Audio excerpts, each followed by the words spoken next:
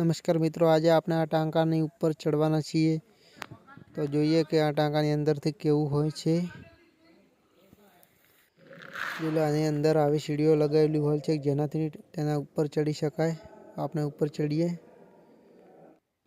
સીડીઓની વચમાં કબૂતરના બચ્ચા છે અને કબૂતરના ઈંડા છે।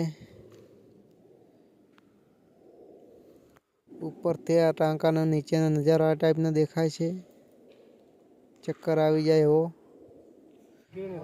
જોઈ લો। ટાંકાની ઉપરથી બધું જ આવું દેખાય છે। આ છે અમારા ગામની સ્મશાન ભૂમિ। વૃક્ષારોપણ કરેલું છે।